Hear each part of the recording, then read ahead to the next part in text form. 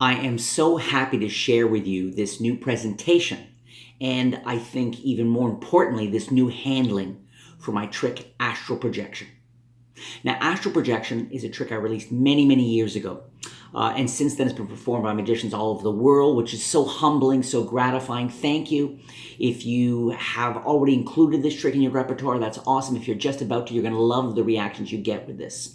I've seen amateurs do this, professional. David Blaine did this trick on one of his specials years ago. However, I'm going to share with you now what I think is an absolutely unequivocal improvement in many ways on this already strong trick. The presentation, let me tell you the presentation first, and then we'll go through. Basically, because originally the idea was is a thought a card a spectator is only thinking of travels from one half of the pack to the other. Very cool.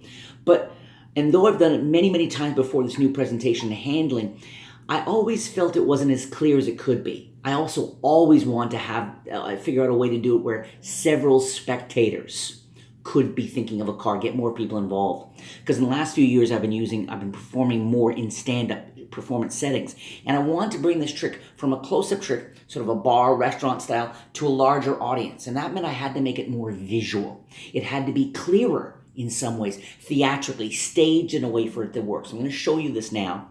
And it is, like I said, a real improvement on it. And you can use this both close-up and stand-up. That's what I like about it. And the presentation is simply this. I go in, and this is almost exactly what I say. You've all heard the expression, seeing is believing. And the idea there, of course, is to believe in something, you need to see it first. And this it makes sense in our visually obsessed culture. We want to see something first, for sure. And yet at the same time, many of us are able to believe in things even when we can't see them, okay? In things that are essentially invisible, things that I'd almost call, or at least come to mind for me, that great book, The Little Prince, and how in that book, The Little Prince, the author has that great line about what's essential is invisible to the eye. So let's try something right now, kind of an experiment, where it's going to be invisible to most of us here in the audience. We're basically going to be witnesses to an experience that 3 people are going to have. Only 3 people are going to really see this happen. The rest of us, the audience and myself, were witnesses. Okay? So that's the presentational angle I go in on. This whole, seeing is believing, and can we believe in something we cannot see? Having said that, I've got the deck set up very much as the traditional handling, okay? I have the packet of the matching cards, about half the cards of the pack, all matching, right? All set up, and I've got my double facers, right? All set up as per the original instructions, with like a mates on top and bottom for that secret roll coming up and all this.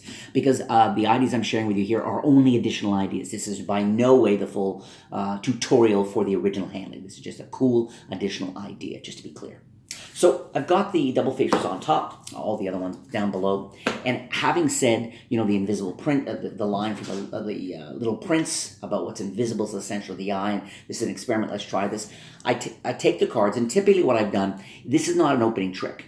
So I've usually had a deck of cards shuffled, examined, I've done a few tricks, then I ring in some kind of switch, okay? You can even ring in the switch when getting the one additional prompt, which is a balloon. This is a 9-inch balloon. I often use black balloons, but for stand-up show where I really want this to read maybe for 100, 150 people, I'll use an orange or maybe a yellow, something that really pulls the eye. That's what makes this play so well. There's a visual elements coming in that you're going to see that really raise this trick to that next level. So I've got the deck set up. I spread through the cards, and I make sure I have my mark, in this case on my Jack of Diamonds, so that I can spread through and casually divide the deck about in half. But actually, these are all the ordinary cards with backs, and these are all the double facers. I put these on the table, take these, and if I haven't introduced the balloon yet, then I use this line. I'll sometimes say, we're going to use a deck of cards divided about in half. We're also going to use a vacuum-sealed, rubberized, maximum security chamber.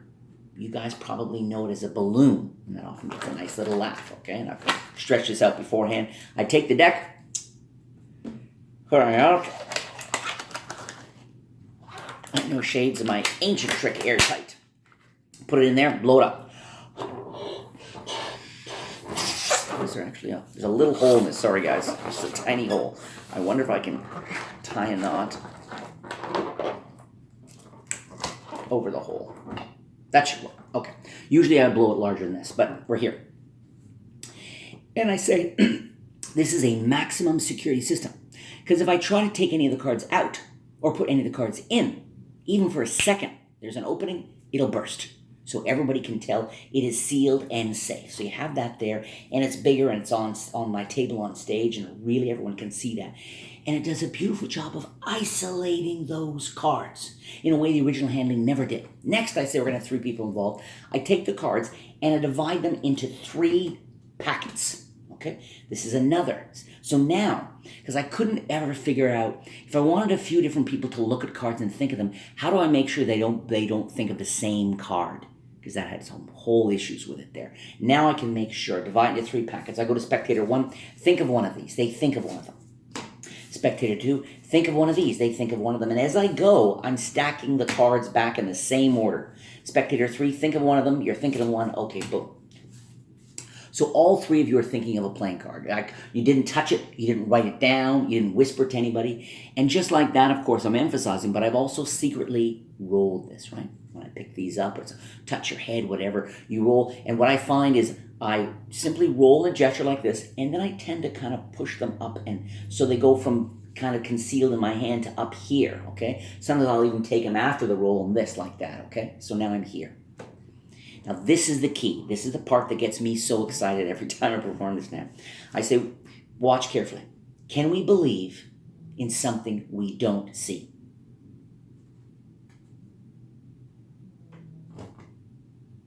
There's nothing to see. Think of your card. Nothing to see. Think of your card. Nothing to see.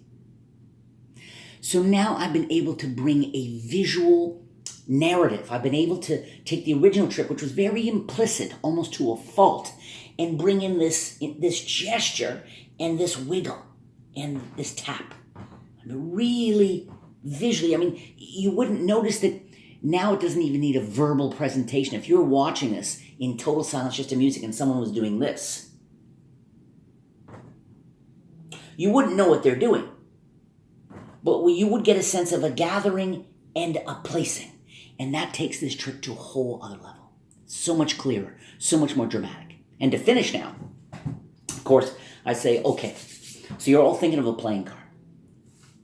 I think I might have been able to successfully move 1 or maybe 2. I'm not sure if I got all 3. And I don't explicitly say all 3, I put them in the balloon. I just say I moved, placed, transferred.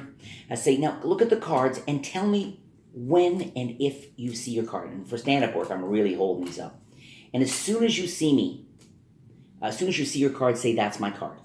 And then I usually do most of the counting on the table, or at least the last half of it, in total silence.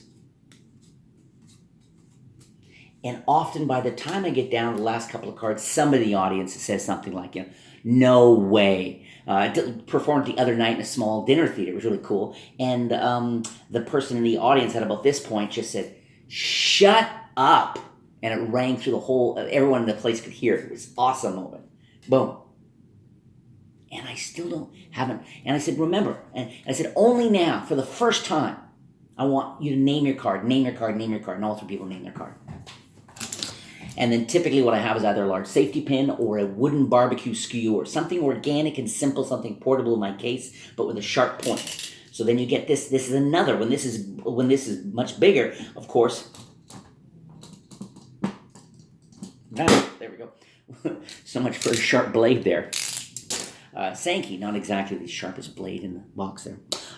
You get a nice big pop, which is another dramatic element the original trick never had.